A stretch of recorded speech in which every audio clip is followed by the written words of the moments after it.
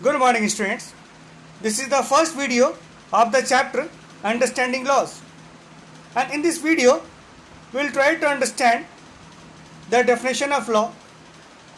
Thereafter, we will discuss that what are the different aspects of law. And thereafter, we also discussed that what is the origin of law, from where it started, and what is the present condition of law in our country. And we also discuss that how it is going to influence the individual in our country. So let's start the understanding law chapter. Here in this chapter, first of all, we will have to understand, do laws apply to all? So in order to understand, we will have to first understand the definition of law. So what is the definition of law? So we'll have to understand that law is nothing but the set of rules that we are following and we have to follow. Like if I'm going to tell you the traffic rules. So basically these are the rules, but these are made under some law. So basically all the sets of rules are going to be termed as the law. And law will include all the sets of rules. So this is the simple definition of law. Now the question is again, do laws apply to all? And the answer is yes. All are equal before law. All are equal before law. And laws do not discriminate on the basis of gender, religion and class. It is also true that laws, they are not going to discriminate on the basis of gender, religion and class. Here you can see the government official, wealthy person and president. They all are equal. They all are equal in the eyes of law. And they are going to get equal treatment by the law.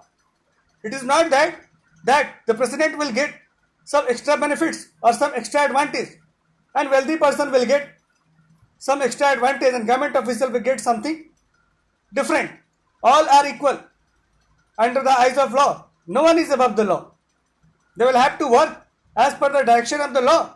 So it is clearly written here that first of all are equal before law. It means that whether the person rich person or poor person or government official or even the president, they all are equal before law. They will have to follow the procedures that have been set by the law.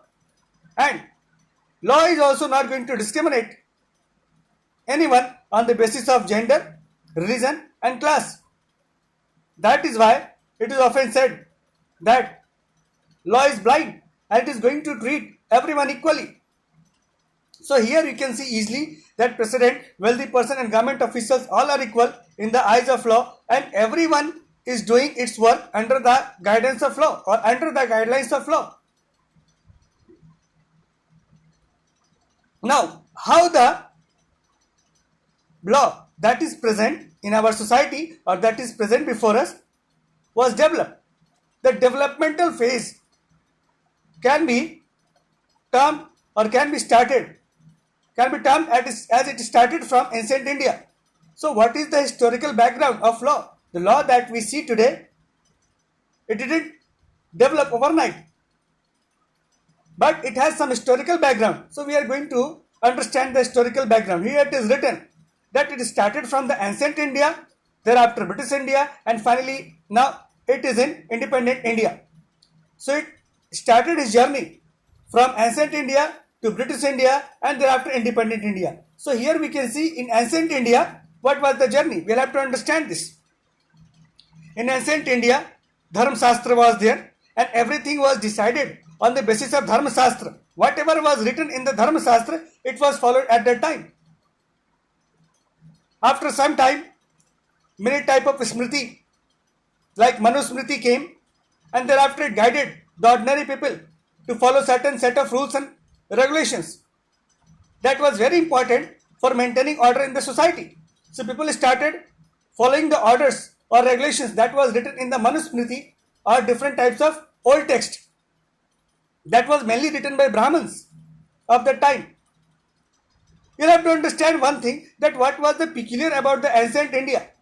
Here it is written that in ancient India, first of all, the law was made, but some demerits were associated with that. What were those demerits? overlapping was there, overlapping of local laws. It means that the law was made, but at that time overlapping was there. Law was made, but overlapping was there. It means that the law that was made at the time, it was replicated in different areas, and some other law that was made in other area, it was in conflict with the first law in first area. I mean to say, here the overlapping of local law was there. It means that there was no clear cut law that was there in the ancient India. So basically, what was the demerit of ancient India? It is written here, overlapping of local laws. Laws were there, but it was completely overlapping. No clear cut law was there. People are following the laws, but the laws were not very clear cut. Like in India, we people of India are following the same set of rules and regulations that is applicable to all parts of India. It is universal in nature. But at the time, the laws in ancient India was not universal.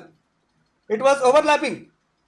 And second thing that is written, it was very peculiar about the ancient India, and that is discrimination in application of law. So what does it mean? Here it is written about ancient India that discrimination was there in the application of law. What does it mean? It means that the law was going to decide people on the basis of their class, their religion, or their caste.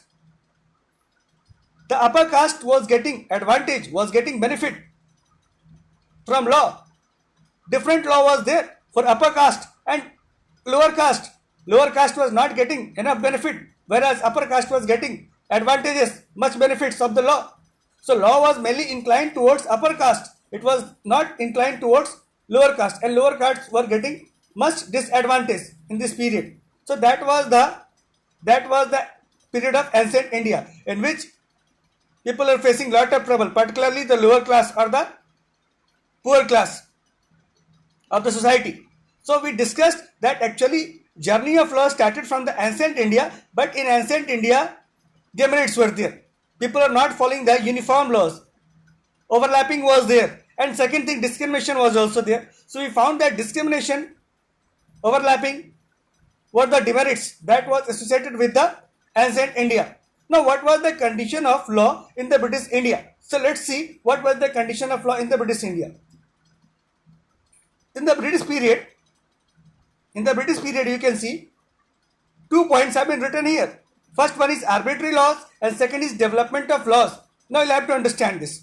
What is written as arbitrary laws and what is written as development of laws. So first of all, you have to understand what is arbitrary law. Arbitrary law is nothing but the law that is made without any consultation or without any advisory or without any parliamentary body. Once it was made, everyone will have to follow it. Everyone was going to follow it. So it was not a good law. Arbitrary law was there and it was not the good law. So you'll have to understand that law that was made in the British period, it was merely arbitrary law and it was mainly framed in order to punish the Indians. So that law was also not free from discrimination. So that was the biggest disadvantage of the British period. After that, some reforms took place in Britain, in British India, and thereafter some laws were made.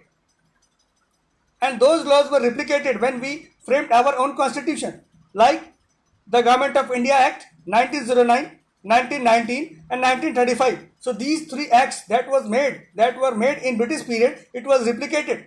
So what we saw here, the law was made and ancient India, after the British India, so in British India, the law that was made was initially arbitrary in nature. But thereafter, when the law was passed with the parliament, with the help of parliament, and the British government also took initiative to make it more concrete, and thereafter some good laws were also made. But generally, the laws were favoring the Britishers and the British rule. Now what about the independent India? After we got independent, the Constituent Assembly framed the constitution and everything was now going around the constitution. So whatever we saw today, whatever we are watching today in terms of law, that is the gift of constitution. And we are enjoying our daily life. It is because of the law that is made or that is incorporated in the Indian constitution. So that is why in independent India, we are free to enjoy everything as per the rules and regulation. So this is all about the development of law and the journey that started from ancient India and it reached up to the independent India. So this is all about in this video. Thank you so much.